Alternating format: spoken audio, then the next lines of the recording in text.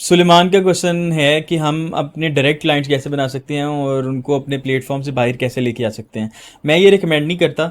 आप अगर ये सोच रहे हैं कि हम एक क्लाइंट बनाएंगे लेट्स सपोज फाइवर पे अपवर्क पे और फिर हम ये करेंगे कि हम उसको आउटसाइड प्लेटफॉर्म ले आएंगे, तो ये एक अच्छी प्रैक्टिस नहीं होगी। उसकी वजह ये है कि आप अपनी रेपुटेशन जो है वो आपको फोकस करना चाहिए अपनी रेपुटेशन बनाने पे अपवर्क के ऊपर।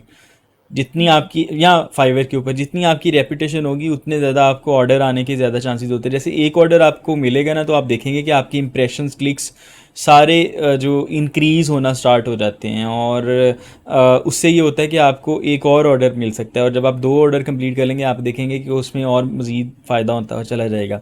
अगर आप लोग मुझे सुन रहे हैं या मरियम को सुन रहे हैं, वो शायद इसी वजह से सुन रहे हैं कि आपने हमारी हिस्ट्री देखी हुई है, सारा पोर्टफोलियो देखा हुआ है, हमारी प्रोफाइल देखी हुई है, तो आपको पता है कि ये जो है ना, इनको कुछ एक्सपीरियंस है, तो ये बात जो हमें गाइड करेंगे वो तकरीबन ठीक ही करेंगे। तो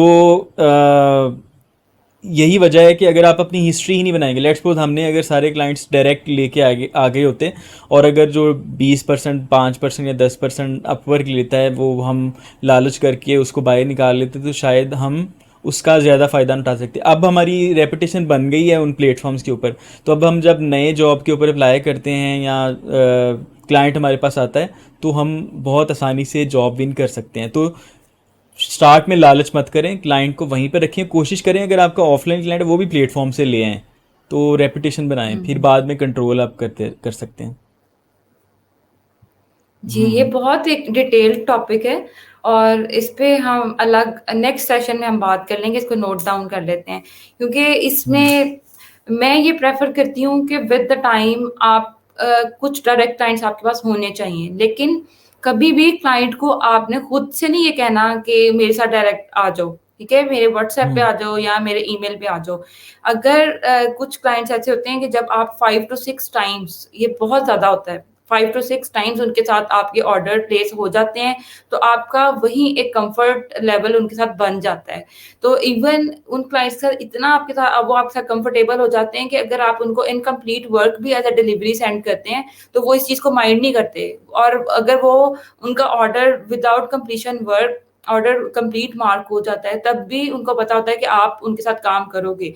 इस तरह का क्लाइंट हो और हाई पेइंग क्लाइंट हो और वो आपसे डायरेक्ट होना चाहे तो आप उसका डायरेक्ट हो सकते हैं। लेकिन ये बहुत आगे जाके बात आती है।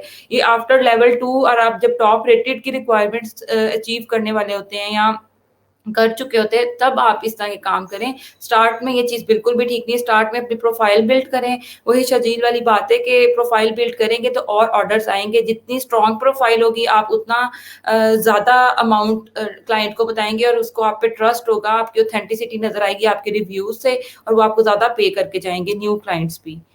तो हाँ, डिटेल टॉपिक सेकेंडली है।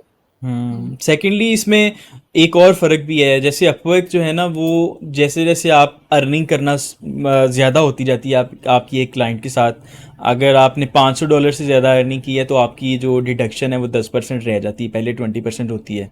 फिर अगर आपने $10,000 तक ले गए हैं तो वो सिर्फ 5% रह जाती है। तो जैसे जैसे आप क्लाइंट के साथ अपना मतलब वो रिलेशन ठीक करते जा रहे हैं, ज़्यादा काम करके दे रहे हैं, तो अपवर्क उसकी फ़ी भी डिडक्ट करता जा रहा है। फाइवर पे ऐसा नहीं होता, फाइवर पे 20% ही रहता है। 10,000 हो, 20,000 हो, 500 हो, $5 हो, 20 ही रहना है।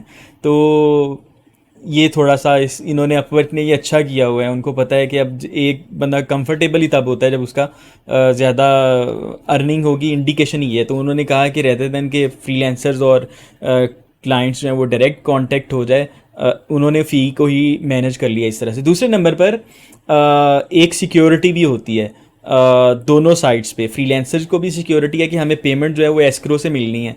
क्लाइंट पेमेंट सबमिट कर देता है और सिक्योर होती है, सेंट्रल प्लेस पे होती है, हम विड्रॉ करवा लेते हैं। क्लाइंट को भी सिक्योरिटी होती है कि ये अगर जाएगा तो मैं प्लेटफॉर्म से कांटेक्ट कर सकता हूँ।